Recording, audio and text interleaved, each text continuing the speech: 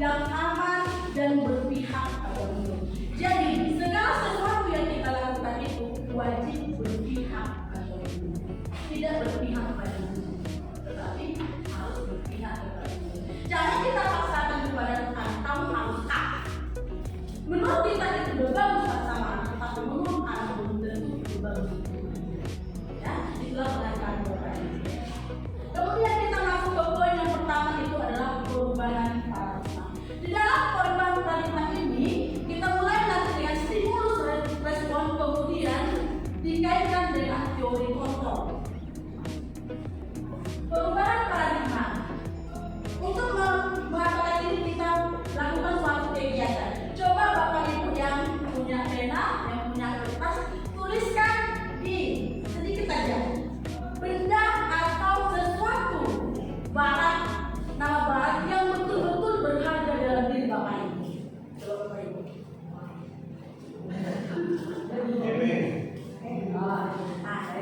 Tuliskan Bapak Ibu. Sudah? Oke, Bapak Ibu dan dikopikan, dikopikan.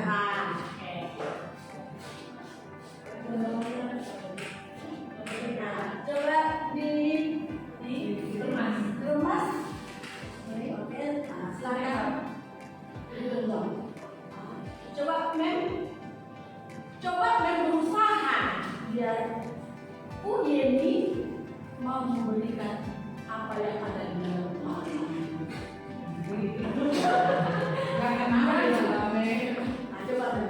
Coba ingat Bu, itu merupakan hak berharga dalam hidup.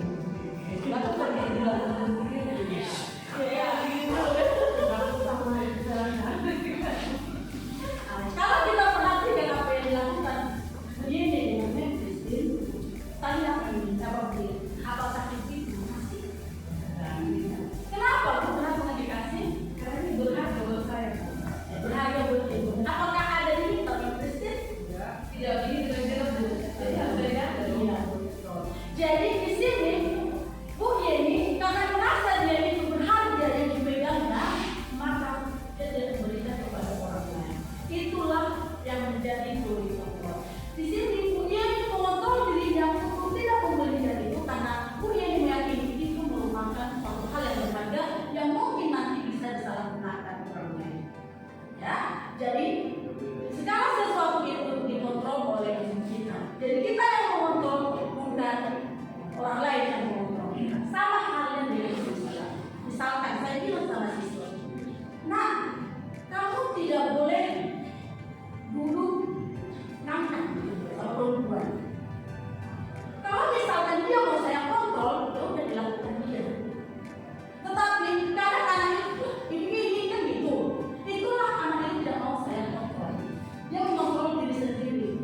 Pada saat anak mau kita kontrol, bisa aja bukan dari dirinya sendiri, tetapi karena suatu suasana hati. Bisa aja dia lagi tidak mau daripada marah, mau kan gitu.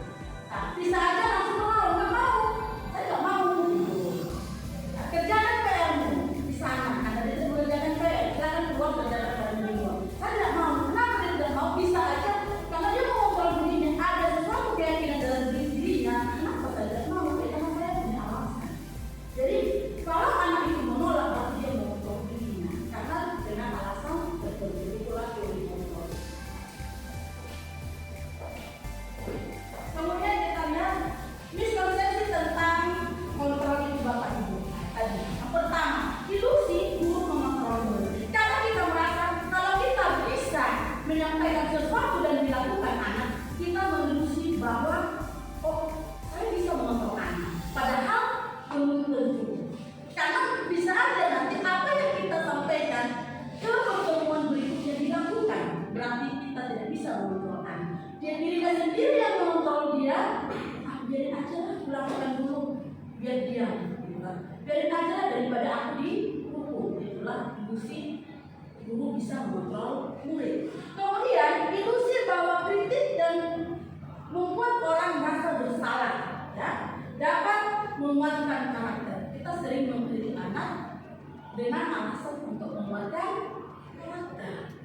Ya, misalkan saya kritik anak itu.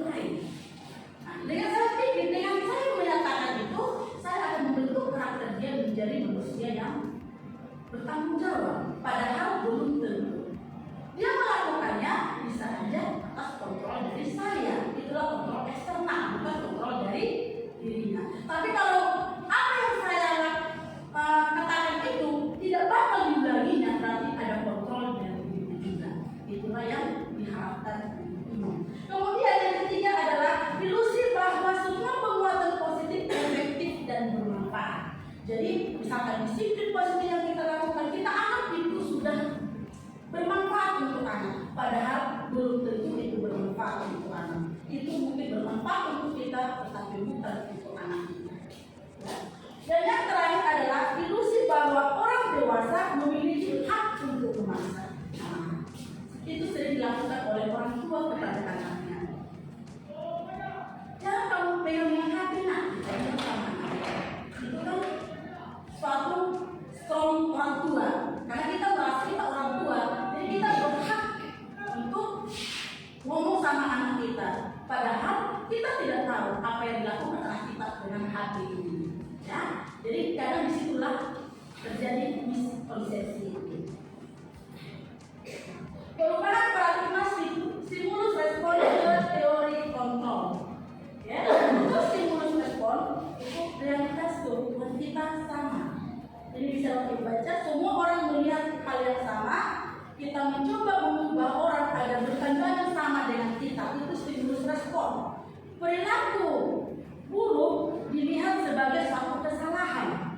Nah, seperti anak tadi ya, orang lain bisa mengontrol saya, tadi ya. Kemudian saya bisa mengontrol orang lain. Pemaksaan ada pada saat dibutuhkan gagal. Jadi kalau kita tidak bisa mengarahkan anak, upayakanlah kamu ini, itulah pemaksaan. Ya. Dan yang terakhir adalah modal berpikir menangkal. Jadi kadang kita begini, siapa yang menyerahkan atau saya kan gitu. Kalau kita diprofesi itu. Sedangkan kalau dia teori kontrol, realitas atau tuntutan kita berbeda. Jadi apa yang saya anggap untuk anak baru belum tentu baik menurut anak itu ya. Kemudian setiap orang memiliki gambaran berbeda.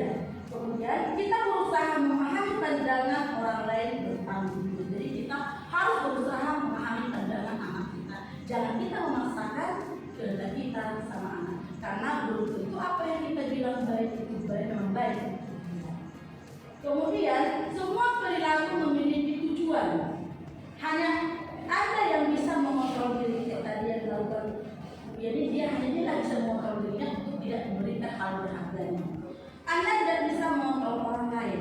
Kolaborasi dan konsensus menciptakan pilihan-pilihan baru. Model berpikir menang-menang. Jadi sama-sama mutualisme. Nah, sekarang kita masuk ke arti disiplin dan 3 motivasi perilaku manusia. Disiplin. Kalau kita sering mengatakan disiplin, kamu harus disiplin. Kalau kita menaikkan, kalau disiplin menurut kita itu apa sebenarnya? Apa arti disiplin menurut kita? Sesuatu yang dilakukan waktu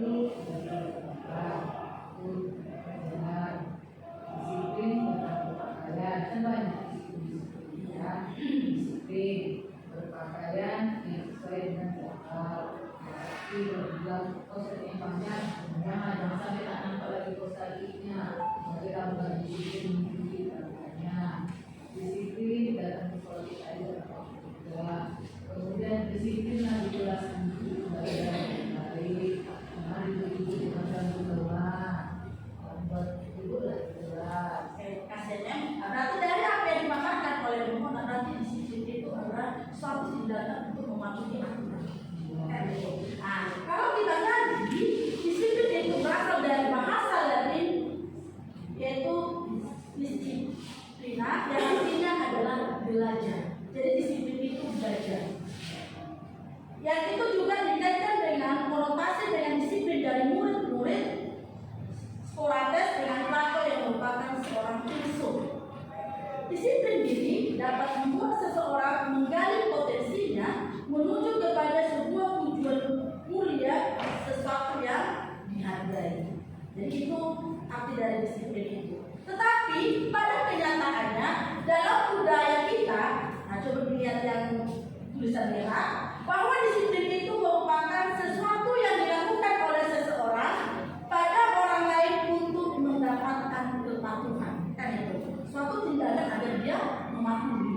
Itu yang kita kaitkan. Padahal disiplin itu sebenarnya untuk belajar ya. Jadi kalau kita mengajar itu dengan suatu kepatuhan, maka maka akan terciptalah ketidaknyamanan dalam diri siswa. Jadi disiplin itu bukan untuk mematuhi segala sesuatu yang kita yakini benar, tetapi untuk belajar. Itulah dia disiplin. Berarti kalau misalnya dia begini, ya kan, dia begini, terus dulu masih di kantor, terus kan kita nggak boleh bangun di sekolah, kita harusnya tak kasih kelasan di sekolah, anak kan sudah di situ. Apakah itu mengatur di situ? Itu bisa jawab itu. Kalau misalkan itu memang kesadaran sendiri tanpa lima, teman-teman ini kan sudah jam berapa, kan? Berarti itu merupakan keyakinan kita. Kalau misalkan kita bilang kita aba-abakan, itu belum disiplin. Nah, sedangkan kalau misalkan itu keyakinan dirinya langsung dia, itulah dia belajar untuk meyakini apa yang merupakan satu peraturan. Jadi menurut saya itu belum disiplin.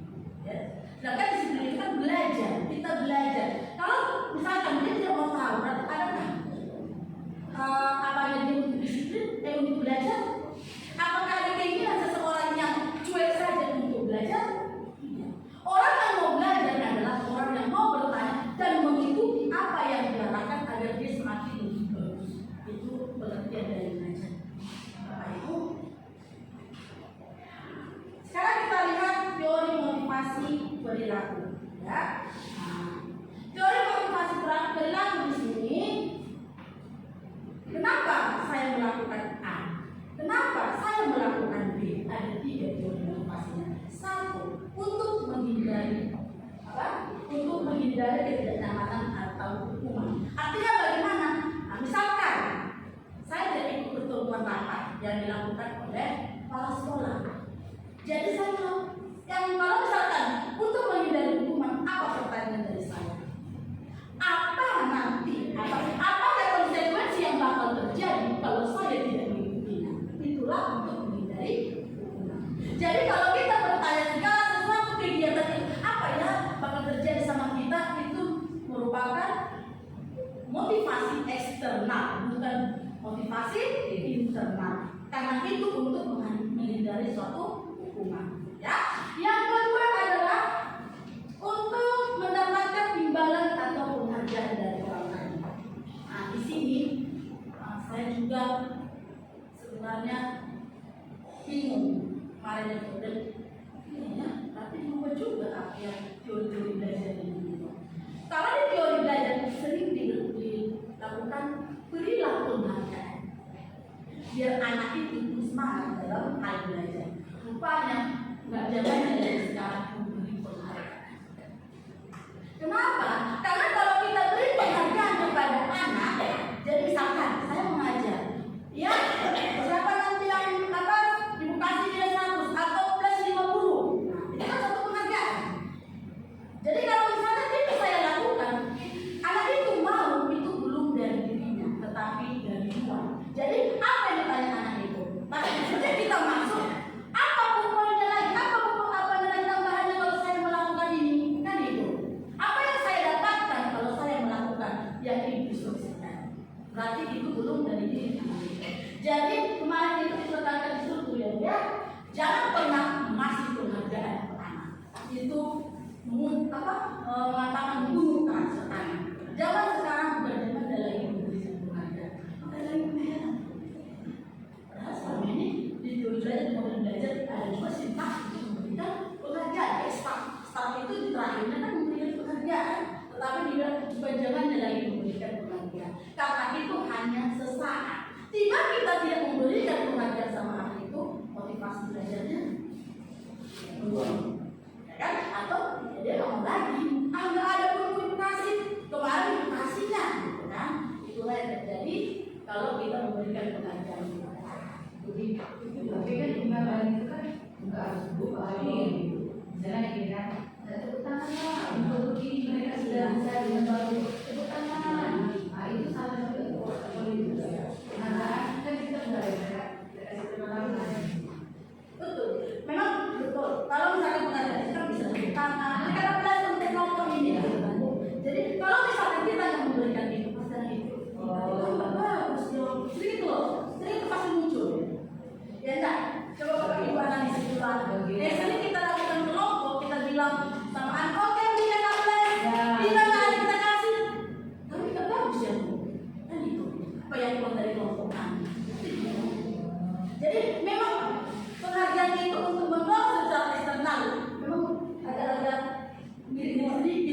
internalnya gitu. Makanya kemarin itu kami berterus kemarin nggak boleh, itu bukan zamannya. Pas bilang itu bukan zamannya lagi, sekarang masih. Jadi menurut ilmu Islami Yang ketiga termasuk jaga untuk menjadi happy. Jadi ketika itu sudah menjadi happy nggak perlu penghargaan. Tetapi untuk menjadi happy kadang-kadang harus dipaksa. Jangankan penghargaan, paksa. Ya kan? Contoh, nggak usah lagi di sini. Yang paling gampang kita lakukan di sekolah dan yang rutin asal kalau kita tidak paksa, kebiasaan itu tidak akan ada. Awalnya kan dipaksa, lama-kelamaan ketika tidak ada dia nanya. Kalau ini kan tadi cuma kita tidak asal perang misalnya. Nah ketika dia sudah jadi happy baru mungkin dan itu tidak ada. Tapi kalau di awal-awal memang sore anak kecil kan bisa buang sampah di tempatnya bisa gitu. Itu kan juga penghargaan. Tapi itu nggak boleh jadi motivasi. Motivasi motivasi perilaku nanti itu boleh jangan, karena itu bukan dari dirinya. Ya itu itu loh makanya. Jadi kan misalkan lagu itu yang bilang bapak itu, kalau misalkan uang satu kita nggak memberikan itu, nanti itu bertanya, pasti sering ada yang bertanya kan? Iya maksudnya biar kita tidak salah persepsi. Saya pikir mesti kita bedakan. Penghargaan itu kan umum. Anak dihargai itu suatu kebutuhan psikologis setiap orang. Hanya dalam kaitan dengan ini bahwa penghargaan yang dirasa tidak jalannya lagi itu bukan bahwa kita tidak menghargai. Setiap orang harus kita hargai. Kita kasih penghargaan.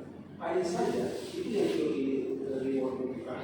Nah, hanya saja kalau misalnya kita motivasi anak itu menurut ini, nanti kau kan kasih nilai 100 atau anak kita kau bayar nanti belajar sungguh-sungguh, kalau suatu nilai kau pergi sana nanti kita kasih bapak menikmati.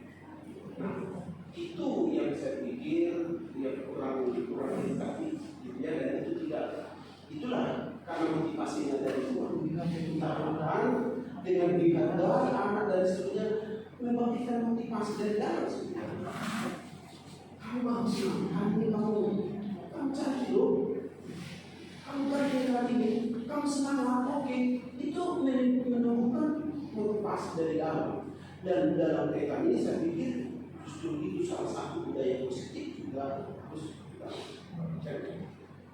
Orang kan itu budaya positif. Bagaimana kita membangun suasana positif ke anak-anak dan lain sebagainya. Jadi penghargaan yang dimaksud di sini bukan soal kita menghargai dengan mengasih iming dan lain sebagainya. Itu yang saya pikir tidak terlalu pas, tidak memilih pas kan. Tapi bahwa kita harus menghargai anak, harus bagaimana itu kasih cekok, kasih semangat dan sebagainya. Dan juga ketika kalau misalnya kita lihat contoh itu tadi orang kerja kelompok dan kelompok ini kita hargai dengan tepuk tangan yang lain, boleh kita tepuki semua, hanya sudut pandang kita dari segi mana kita tepuki. Kan gitu sehingga mereka merasa sungguh-sungguh dia dihargai pada saat itu. Kan demikian. Jangan juga tidak kita hargai itu secara tidak langsung kan. Ketika kita mengatakan si A nanti merasa tidak, itu kan berarti dia kebutuhan di sini pada saat itu tidak dipenuhi. Ketika kita buat penghargaan, artinya apa penghargaan itu mesti kita berikan juga, karena itu adalah kebutuhan psikologis, kebutuhan dasar anak itu dihargai kan. Maka bagaimana kita coba memberikan itu? Hanya sekali lagi bukan dengan ini itu dan seterusnya, itu memang kurang edukatif kan. maksudnya kita ada juga anak-anak muda yang lain itu harus dibangun sebagai suatu ya itu kalau saya. Terima kasih Pak. Nah, di sini perspektifnya gini Pak. Maksudnya di sini tidak dilarang kita memberikan penghargaan kepada anak. Penghargaan itu bisa dengan kata-kata, bisa dengan barang, bisa dengan senyum aja kita butuh kasih penghargaan itu. Nah, tetapi yang ditekankan di sini kalau kita memberikan penghargaan kepada anak itu belum dari dirinya. Jadi kebiasaan apa yang dilakukan dia itu belum dari dirinya nantinya. Itu masih pengaruh eksternal. Kita lihat anak TK. Kalau kita lihat misalnya anak TK kita ini, kamu cantik kali hari ini. Misalkan saya bilang seperti ini, itu kan penghargaan akan penampilan. Pasti dia mencari-cari saya. Apakah dia mencari yang lain? Itu maksudnya di sini Pak. Jadi di sini teori apa itu motivasinya itu belum motivasi dari dalam dirinya. Itu belum, tetapi masih dari luar. Jadi ada dorongan dari orang lain. Tidak dilarang kita memberikan penghargaan, bagus penghargaan itu. Tetapi untuk ini, karena kita berbicara tentang motivasi, teori motivasi, apakah itu motivasi dari dalam, apakah itu motivasi dari luar. Jadi kalau masih sebatas kita memberikan penghargaan itu masih eksternal. Mudah-mudahanlah anak kita dengan kita beri penghargaan atau dengan kita rangkul dia itu sudah motivasi intrinsik. Bapak Ibu, jadi kita bisa juga kita akan mengeneralisasikan. Jadi yang kita bahas di sini teori motivasi, yang mana motivasi intrinsik, yang mana motivasi eksternal. Nah, jadi persisnya di dalam itu ini bukan generalisasi, saya tidak generalisasi, saya malah kita diskusinya supaya makin mantap. Sama sekali bukan generalisasi. Makanya saya berangkat tadi ini soal psikologis, kan? Psikologis dan edukasi. Nah, saya katakan bahwa ibu tadi katakan bahwa itu nggak zamannya lagi. Kan terus gimana yang si Bapak Ibu tadi? Kan gitu. Karena kita pernah praktis pendidik. Sama kita pasal gimana? Itulah makanya. Jadi mesti kita luruskan juga menurut saya apa namanya penghargaan yang bagaimana yang tidak boleh gitu. Saya mau artis itu tadi statement awal itu bahwa tidak boleh lagi memberi penghargaan itu saya pikir yang mesti yang kita boleh tetap boleh, tapi penghargaan yang model ini tadi itu kurang didekati dan walaupun itu masih bisa didiskusikan kalau kita berangkat dari apa namanya bagaimana kita tahap-tahap membuat suatu apa namanya mengubah perilaku sehingga menjadi itu salah satu harus bisa masuk. Kita motivasi dia motivasi dari luar, baru itu mempengaruhi motivasi dari dalam, kan begitu. Kedua itu masuk sebenarnya salah satu karena tidak bisa langsung anak itu atau ya kita mengubah perilaku itu kalau hanya itu dari dalam tidak akan mungkin. Pasti faktor luar ada. Salah satu bisa itu walaupun kalau kita buat skala itu kalau kita buat nilai itu rendah kan yang kita harapkan akhirnya itu menjadi perilaku yang muncul dari dalam dirinya sehingga itu sudah nyatu dalam apa namanya bagian dari dalam dirinya itulah kita kan begitu. Itu prosesnya bisa dari situ kan gitu. Hanya bahwa tujuan kita kalau kita mau katakan bahwa akhirnya nanti tidak dibutuhkan itu yang saya bahwa itu kebutuhan. Yang menghargai itu atau kita memberi penghargaan itu adalah suatu kebutuhan intrinsik juga. Karena itu kebutuhan dasar dari dalam. Kan gitu. Kebutuhan intrinsik manusia itu salah satu dihargai, kan dicintai dan lain-lain. Nah, itu yang saya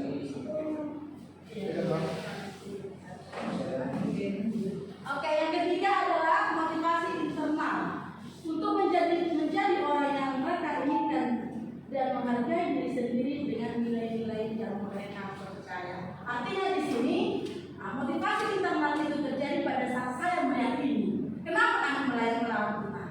Karena dia meyakini apa yang dia berbuat itu baik. Tergantung kita mengatakan. Jadi motivasi intrinsik itu, makanya dibilang motivasi intrinsik berarti memang buku, memang itu dari diri dia. Misalkan 1 tambah 1 2. Kalau dibilang begini 1 tambah 1 3, pasti saya melawan. Kenapa? Karena sudah ada dalam keyakinan saya bahwa 1 tambah 1 itu adalah 2. Karena itu sudah dari dalam diri saya. Tetapi kalau dibilang 1 tambah 1 3 loh begini, kalau saya tidak meyakini 1 tambah 1 itu 2, maka saya bilang, oh iya ya, tunggulah, nanti aku belajar kembali. Itulah contohnya. Jadi di sini di teori motivasi ini kita diharapkan untuk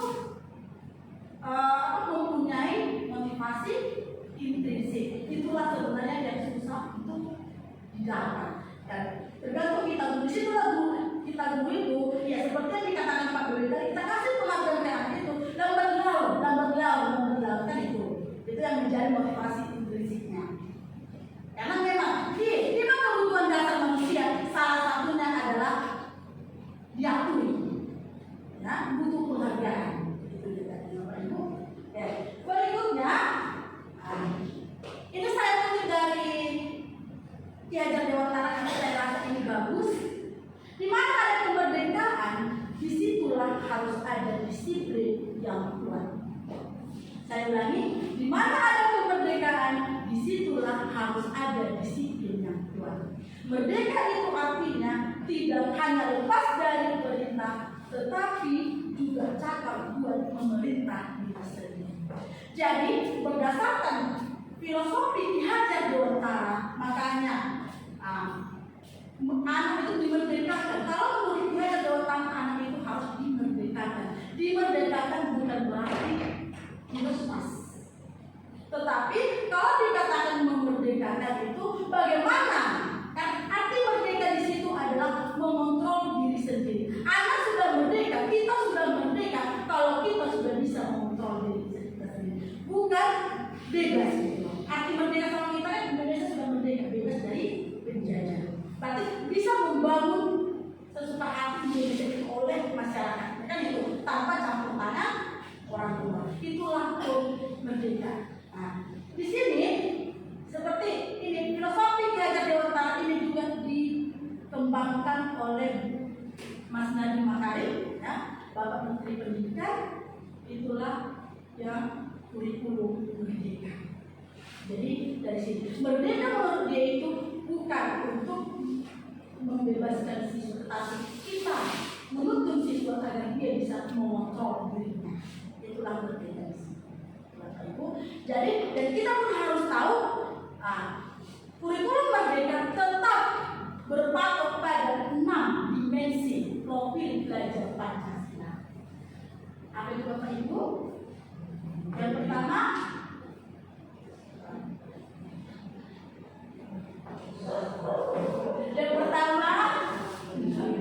beriman, bertakwa dan berakhlak mulia. Yang kedua, mandiri. Oke, bagus. Yang ketiga, berkebinekaan global. Oke, mantap. Yang keempat, kelima ya. Keempat, bernalar prestis. Berikutnya,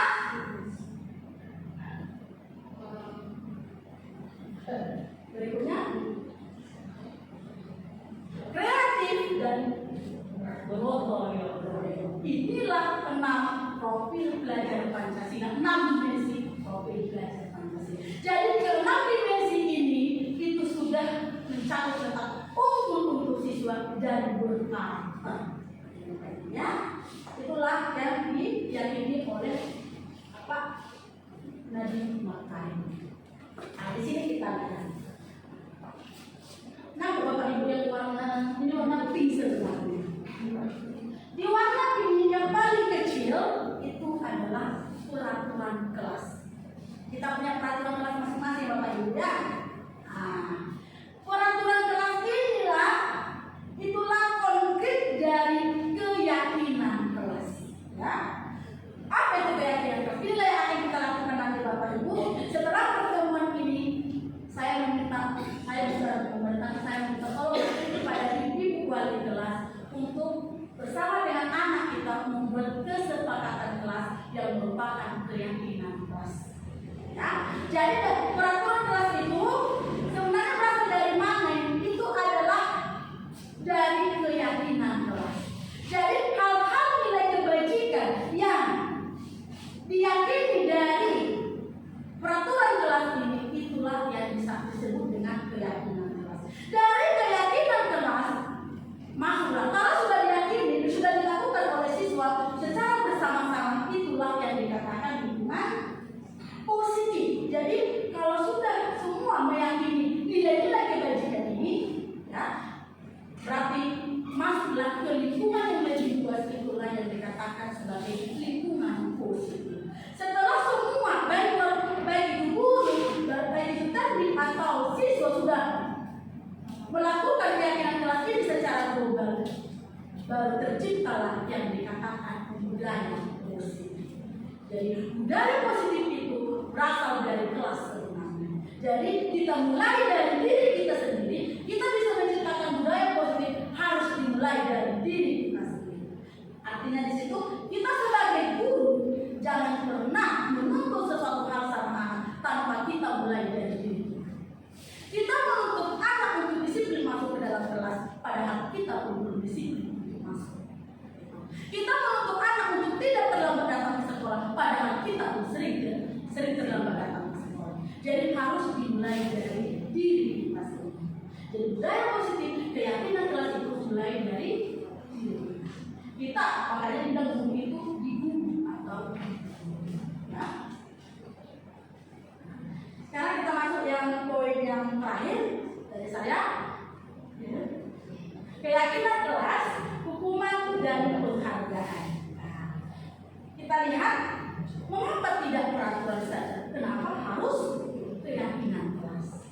Sekarang kalau saya bilang,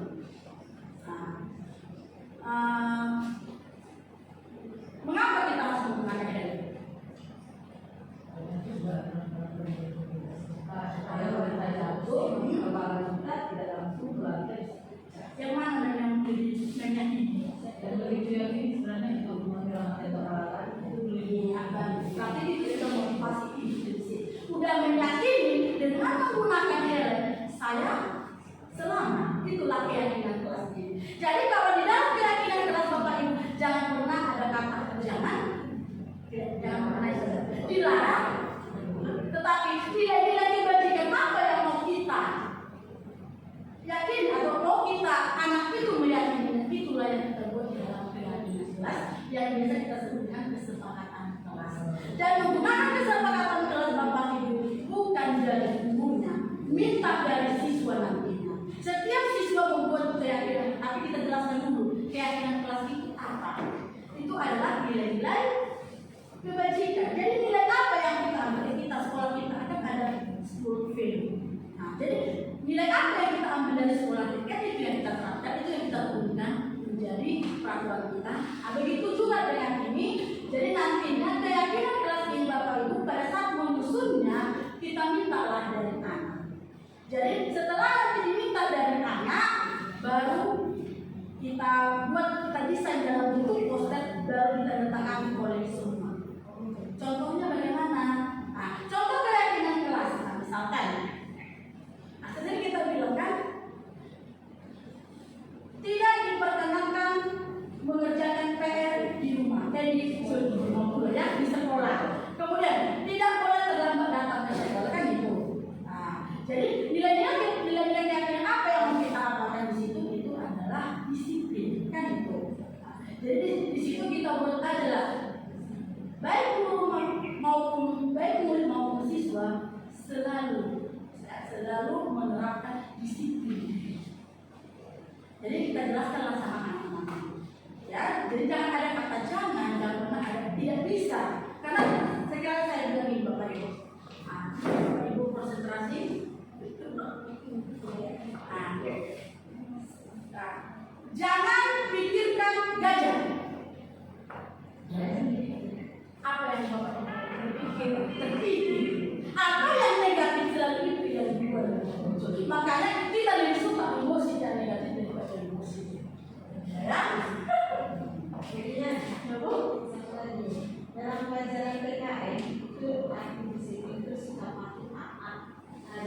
sesuatu, pakai peraturan atau kesepakatan atau komitmen yang bersumber dari diri sendiri tanpa paksaan. Itu sudah keyakinan karena bersumber dari. Nah, persoalannya adalah persoalannya bagaimana caranya untuk mengajak, memotivasi atau mengarahkan supaya ketika kita mau melakukan itu sumbernya dari hati itu loh. Apapun bersumber dari hati melakukan tanpa paksaan itu ya sulit. Jangan kan sesuatu pun sulit. Nah, bagaimana kira-kira ada trik ya? Ini kita lihat sesuatu. Iya. Kalau ada sulitan campur. Saya sebenarnya begitu. Tapi kita berbagi tentang nanti ada pengalaman Bapak Ibu yang berbagi praktik baik dengan Bapak Ibu. Nah, seperti peraturan sekolah kan harus datang tepat waktu, ya kan Bu? Pasti kita akan berani mengucapkan itu kalau kita tidak tepat waktu. Jadi yang pertama saya lakukan itu kalau saya pribadi ya, kalau saya ambil benang merahnya, ya saya mulai dari diri saya. Iya, di sini kan menghormati semua orang dan barang milik orang lain. Itulah contoh keyakinan kelasnya. Ya. Kemudian produktif. Kami meyakini bahwa sangat penting untuk mengerjakan segala pekerjaan atau mengikuti kegiatan yang telah ditugaskan. Apa namanya? Ini sangat penting. Kenapa? Karena kita setiap hari kan ada dua bagi. Keyakinan kelas ini dinilai itu. Jadi bisa kita kasih contoh keyakinan kelas sama anak itu. Tapi nanti pada saat kita membuat keyakinan kelas dari anak itu nanti pasti orang itu harus tahu. Dan nanti buat di desain poster ya, disampaikan nanti. Baru tentang semua pihak ya, wali kelas dengan siswa. Kemudian diterima dan dimiliki. Nah, kami meyakini bahwa sangat penting untuk merasa diterima pada suatu kelompok dan saling peduli satu dengan yang lain. Kami meyakini bahwa harus kita saling menerima. Di sini nanti terjadi bullying. Jangan kamu mengejek temanmu, tidak diperkenankan mengejek teman, kan itu. Padahal lebih cocoknya inilah. Kami meyakini bahwa sangat penting untuk merasa diterima pada suatu kelompok dan saling peduli satu dengan yang lain. Ini sudah tahu. Inilah nilai-nilai keberagamannya dari keyakinan kelas ini. Ini dia. Keyakinan kelas itu tadi kita pakai kesepakatan kelas. Ya, kami guru dan murid saling menyayangi. Berarti tidak ada di sini saling mengejek, tidak ada. Jadi kalau sudah dibuat diyakini kelas ini, disepakati ini berarti kalau sudah tangan itu ini kesepakatan kelas kita. Nanti akan dijelaskan oleh Miss Marida seperti yang restitusi. Ya. Kemudian kami murid yang semangat belajar, berarti kalau dia tidak mengerjakan PR, apa keyakinan kelas kita? Nah, apa kesepakatan kelas kita? Jadi kami guru yang masuk itu nanti bisa mengutarakan hal itu berdasarkan keyakinan kelas. Berikutnya, kami murid yang peduli dengan teman-teman. Itulah kayak tadi. Yang peduli dengan misalkan solidaritas. Jadi asal mereka ini kan keyakinan kelas kami. Jadi tidak lagi ada yang bersungguh-sungguh tentang asal mereka. Tidak lagi kita paksaan tentang asal mereka. Ini keyakinan kelas kita, bukan? Itu kita tahu. Kalau misalkan anak itu masih bersungguh-sungguh, itu kita dekati. Kita kasih tunjuk tentang keyakinan kelas kita. Itulah pada institusi ya. Kemudian, di sini peraturan dengan keyakinan ya kita sandingkan. Peraturan selalu kembalikan buku ke tempatnya ini. Oke, sampai di sini lah bagaimana mulai dari perubahan paradigma sampai ke hukuman ya, bagaimana konsep. Kalau misalkan ada kata saya atau perbuatan saya kurang berkenan kepada Bapak Ibu, saya minta maaf Bapak Ibu. Sekian ya. Saya kembali. Terima kasih.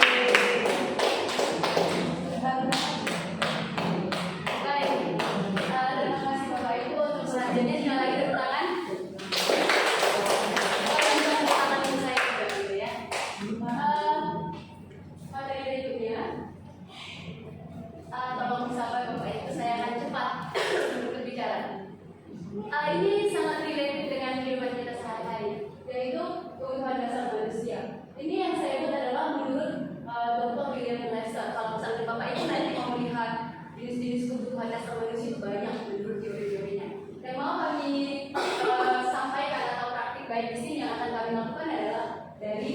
faktor William Glasser. Yang pertama adalah bertahan hidup. Nah, bertahan hidup ini berhubungan dengan kebutuhan biologis dan fisiologis itu kayak keturunan, terus kesehatan lemak dan makanan itu yang namanya bertahan hidup.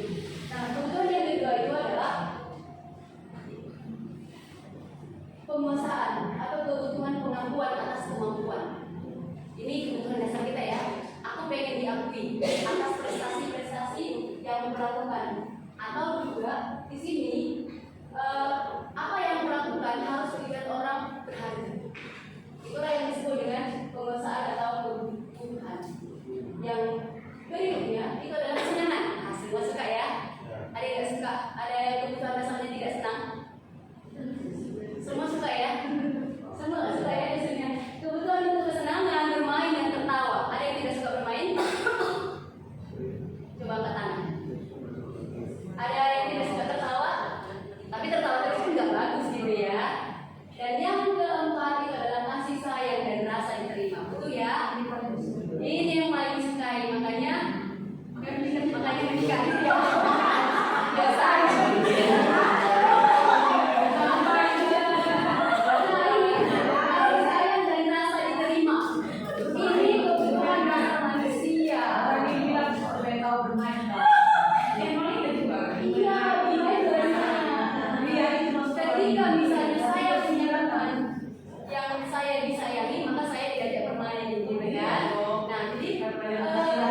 Kasih sayang dan rasa diterima ini supaya terhubung dengan orang lain. Karena pada dasarnya manusia itu adalah makhluk sosial.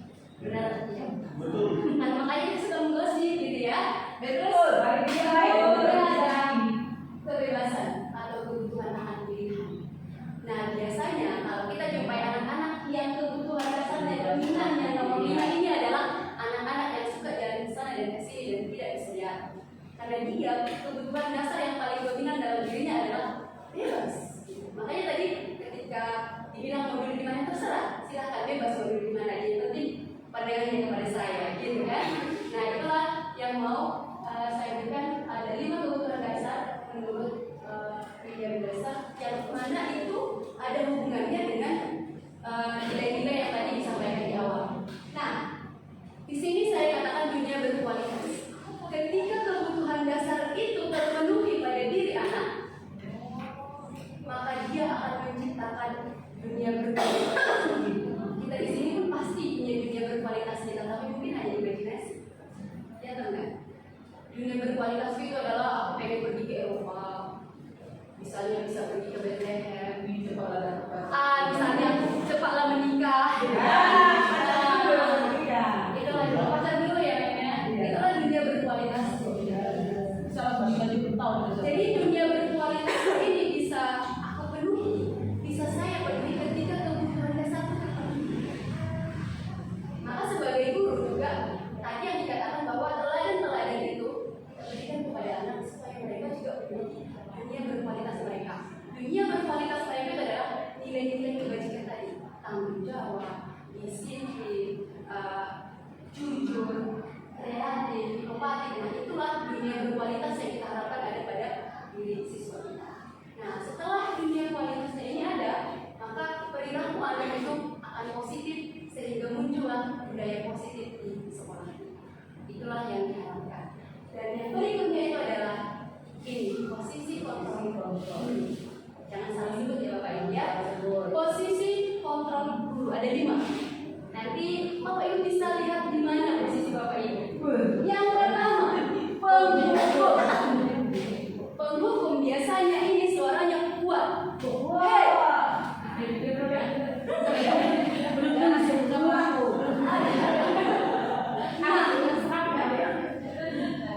yang pada posisi penghukum ini biasanya suaranya kuat, mukanya datar, gitu kan? Kamu kenapa bertambah? Hukuman seperti yang tadi, tanpa bertanya kenapa dia terlambat diberi hukuman. Kayak sama anak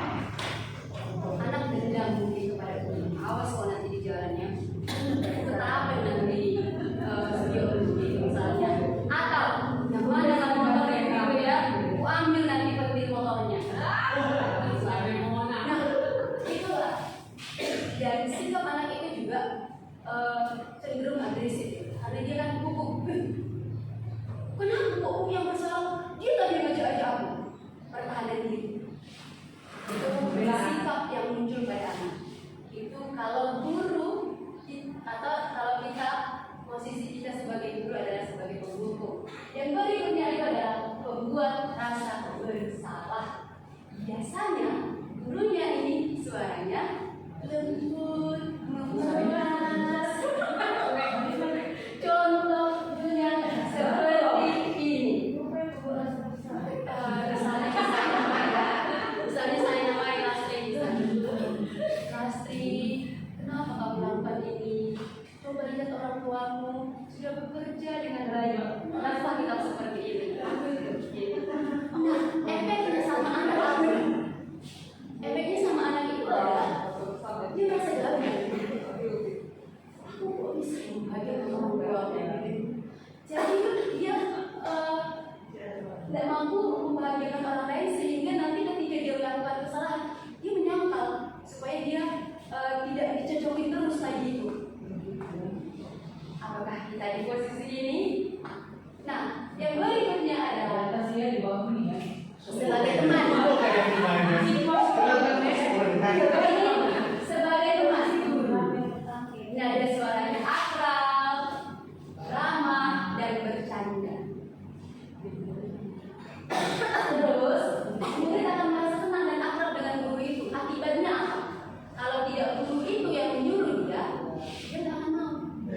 Dia tergantung kepada guru tersebut.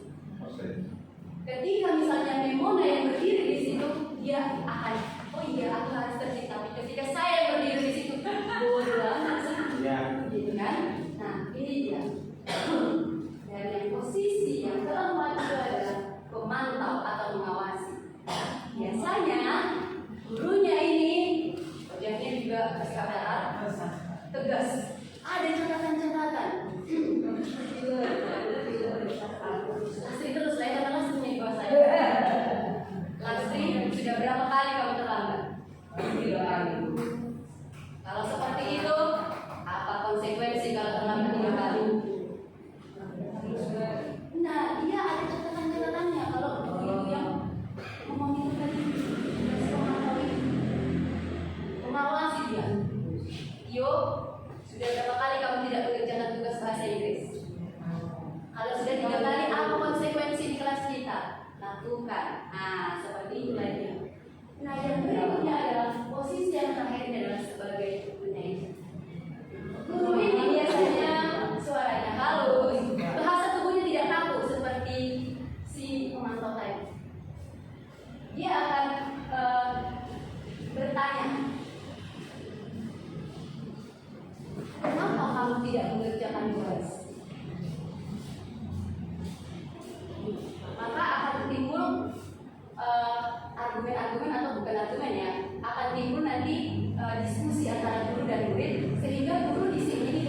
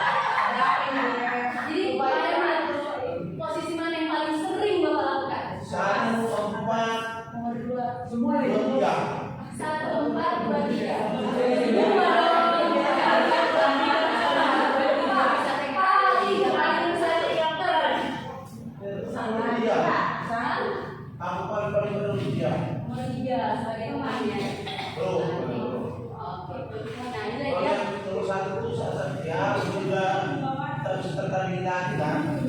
Kalau nomor satu nomor dua. Mereka jurusnya ya.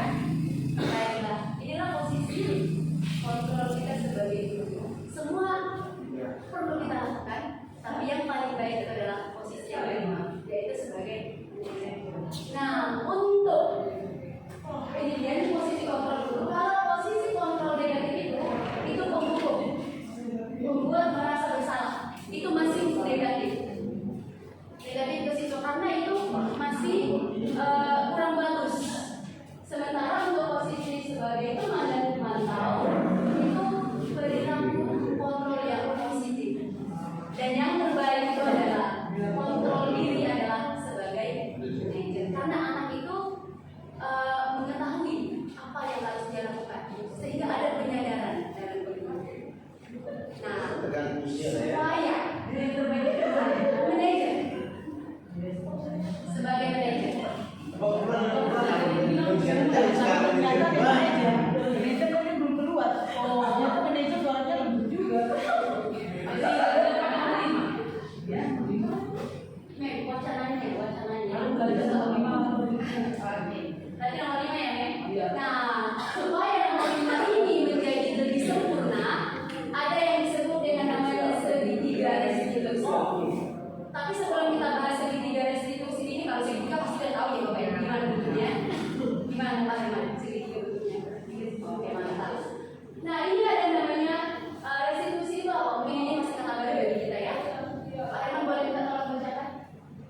Restitusi adalah proses menciptakan kondisi bagi murid untuk memperbaiki kesalahan mereka sehingga mereka bisa kembali pada kelompok mereka dengan karakter yang lebih baik. Nah, inilah yang kita harapkan ada pada diri anak kita. Ketika dia melakukan kesalahan, dia tahu kalau dia melakukan itu kesalahan, dan dia yang memperbaiki dirinya sendiri. Bagaimana caranya? Inilah dia yang disebut dengan segitiga restitusi. Yang pertama itu adalah menstabilkan identitas. Apa maksudnya itu? Menstabilkan identitas maksudnya di sini adalah, misalnya kita ambil satu kasus anak berkelahi. Ketika kita langsung marah, yang terjadi pada emosi anak itu apa? Kebutuhan dasar tadi terpenuhi kan? Yang terjadi apa? Pembelaan diri kan? Ya. Nah, jadi ngapain kita di menstabilkan identitas ini? Hal yang kita lakukan adalah pertama-tama kita akan bilang, Bapak atau Ibu tidak mencari siapa yang salah, siapa yang benar di sini, tapi kita mau mencari solusi atas masalah ini. Dirinya nyaman jadinya kan? Nyaman jadinya kan? Terus bisa juga kita beri pertanyaan berikutnya. Setiap orang pasti pernah melakukan kesalahan ini. Saya juga waktu SMP pernah berkelahi. Kira-kira kebutuhan dasar ini anak itu terpenuhi nggak? Kebutuhan kasih sayangnya. Kita nggak ngecek kan? Akhirnya dia ketika ingin mengutarakan pendapatnya bebas jadinya. Ketika kita menstabilkan identitas, nanti Bapak Ibu bisa melihat pertanyaan apa yang cocok untuk ini. Semakin sering latihan akan semakin banyak nanti pertanyaan atau wacana-wacana atau pernyataan yang bisa kita ajak untuk anak menstabilkan identitasnya. Terus yang kedua, setelah stabil identitasnya, masuklah kita yang namanya validasi tindakan yang salah. Pertanyaan yang kita lakukan di sini adalah, kamu tentunya punya alasan kenapa kamu sampai berkelahi sama dia. Ceritakan. Ketika kebutuhan dasarnya tadi terpenuhi, kira-kira anak itu dengan senang hati tidak menceritakan apa yang terjadi. Lebih terbuka ya kan? Terus selain pertanyaan itu kita juga bisa bilang, adakah cara yang lebih efektif untuk mendapatkan yang kamu butuhkan? Tadi kan kamu kelahi sama dia. Selain kelahi itu, cara apa yang bisa kita lakukan? Atau bisa juga di validasi tindakan yang salah ini kita bilang, tahu nggak kamu kalau kamu itu salah? Gimana kesalahan kamu? Itu validasi tindakan yang salah. Maka dia akan menceritakan apa yang menjadi kesalahan dia, kekesalan dia, ketidaksukaan dia. Setelah kita validasi tindakannya yang salah, masuklah kita ke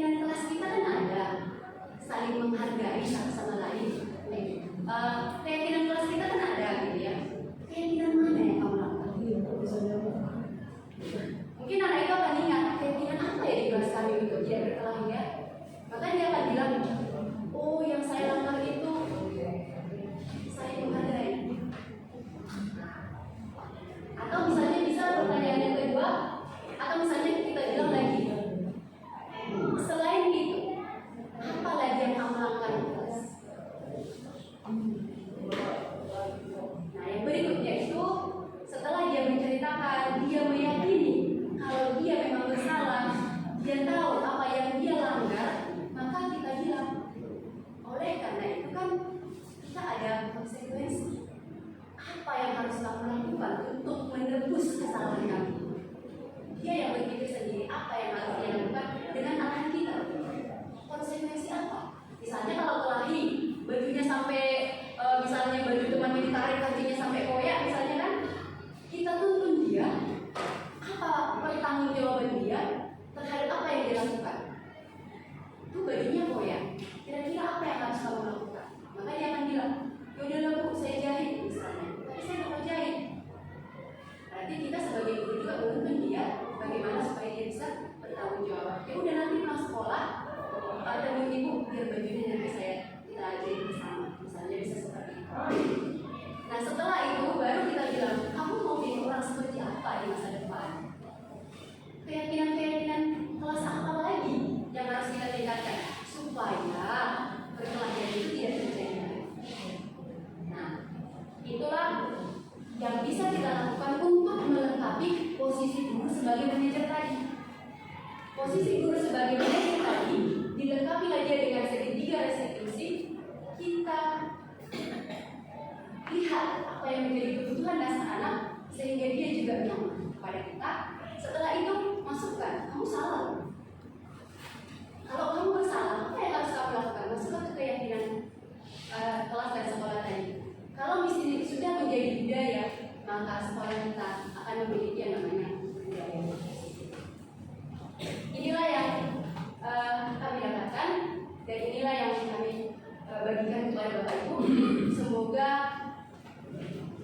kegiatan ini bermanfaat. Karena saya lihat waktu kayaknya sudah lama, makanya saya gas ngomongnya, ya Bapak Ibu. Karena tadi memang untuk kesepakatan ini memang agak panjang, karena dia agak runtut dia peristiwanya. Kalau ini bisa saya potong-potong, banyak yang berhenti. Jadi terus ini lebih berat dari saya. Apakah ada yang ditanya Pak Ibu?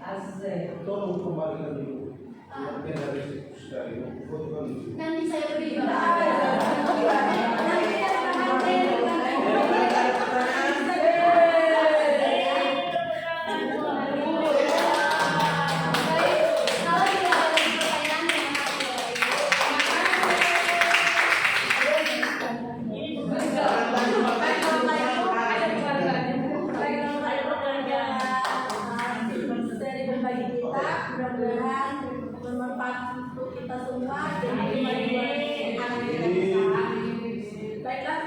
biasanya kan ada selanjutnya refleksi ya.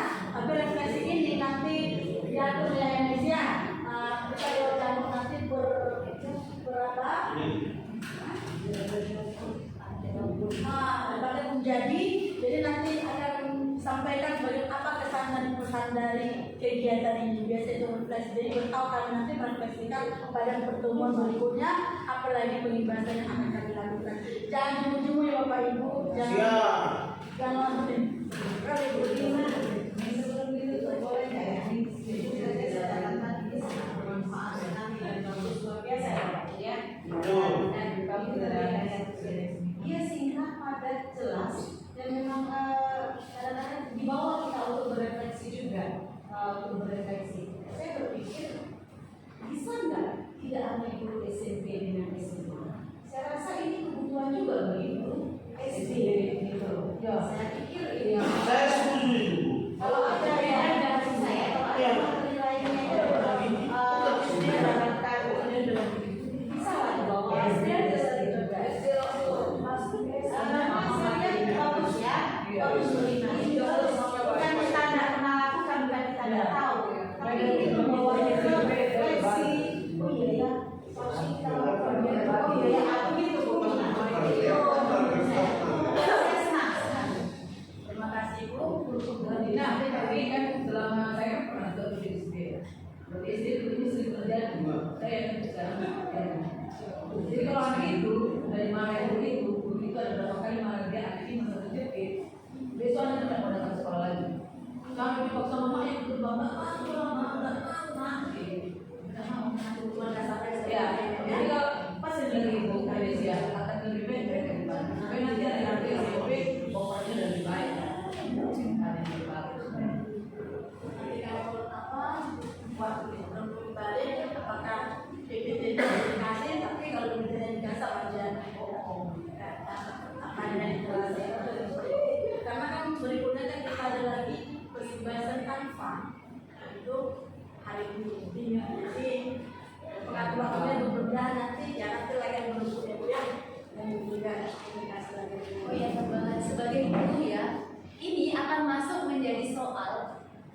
pedagogi ranking 1. Ranking 1. Jadi Miss akan dibagi. Materinya nanti kalau jadi nanti Gimana materinya kalau Miss, berarti di SD harus disosialisasikan sama TK. Iya kan kita mau masukkan kemarin kan bilang di gitu. sana masih PPT-nya sama PDF-nya gitu di SD. Modulnya dikasih. harus seperti ini kita buat. Baik Bapak Ibu, nanti kami pikirkan kembali. Ya. Seperti moto dari bergerak, menggerakkan. Jadi kami sekali-kali ya. Bergerak, dan menggerakkan. Kami akan berusaha, kami akan mengatur waktu kami dengan menyeimbangkan para fungsi kami sebagai bergerak, dan kalau memang bisa bergerak, tentu mendengar lagi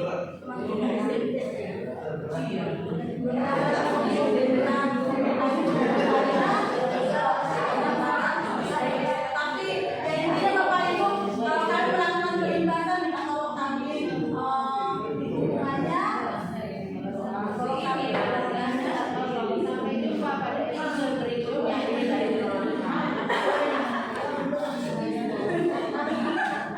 biasanya bisa diputar baiklah Bapak Ibu, nanti masalah presentasi nanti Bapak Ibu, dan sudah lagi terima kasih sarannya Bu Tres. Kami diskusikan kembali dengan PP kami apa yang bakal kami lakukan sebelum PP karena nanti lagi namanya pembelajaran berdiferensiasi itu menurut saya penting sekali apalagi untuk kami yang IKM. Ada bicara Bapak Ibu, seri berbagi kita, bukan berbagi namanya, seri berbagi untuk kita bersama. Thank you. Dan sebelum menutup, saya depan. Belum mulai.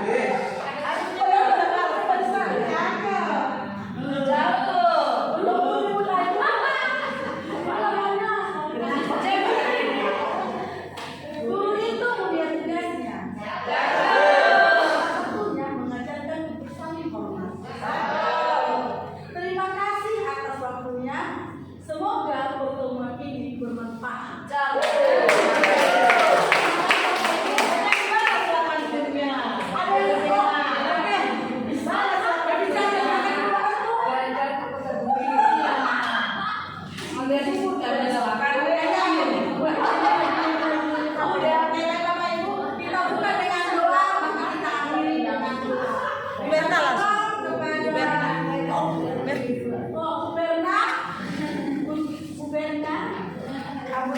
Biar cepat pulang. Baik Bapak Ibu, terima kasih. Kita akan tutup pertemuan kita dengan doa dalam nama Bapa dan Putra dan Roh Kudus. Amin. Salam Maria, penuh rahmat Tuhan sertamu. Terpujilah engkau di antara wanita dan terpujilah buah tubuhmu Yesus.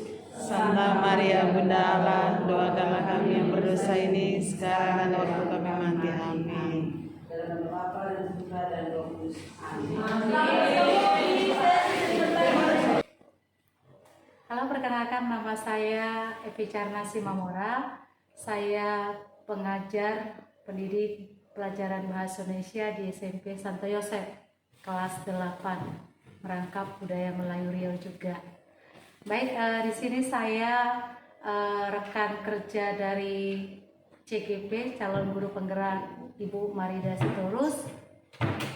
Saya berbagi pengalaman, perasaan, kesan dan pesan saya selama proses berbagi budaya positif yang telah diberikan oleh Ibu Marida kepada kami para guru SMP Santo Yosef. Nah, perasaan saya waktu itu senang, semangat, karena saya mendapatkan sesuatu yang baru. Dan di situ juga saya berefleksi tentang saya sebagai seorang guru selama ini.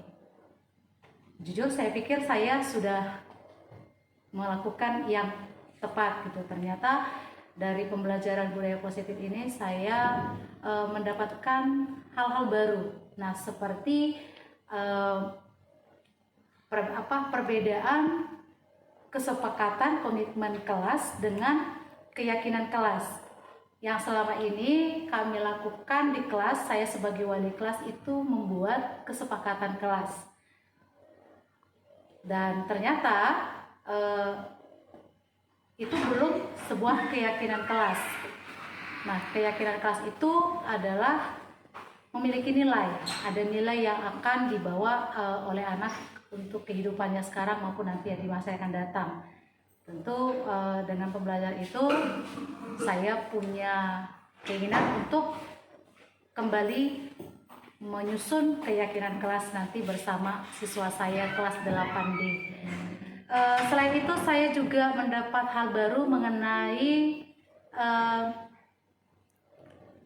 perbedaan hukuman dengan konsekuensi.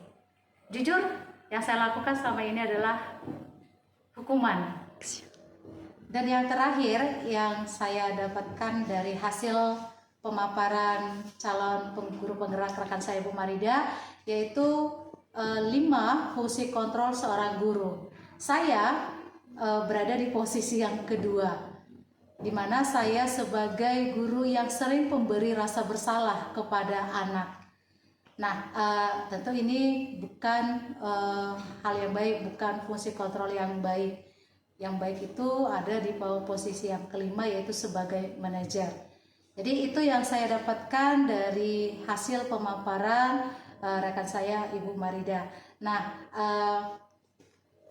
apa hal baik yang akan saya lakukan seperti yang sudah saya kemukakan tadi, bahwa saya akan mencoba untuk mengaplikasikan budaya positif di sekolah melalui memberi konsekuensi kepada siswa, kemudian saya akan belajar menjadi guru yang punya fungsi kontrol sebagai manajer.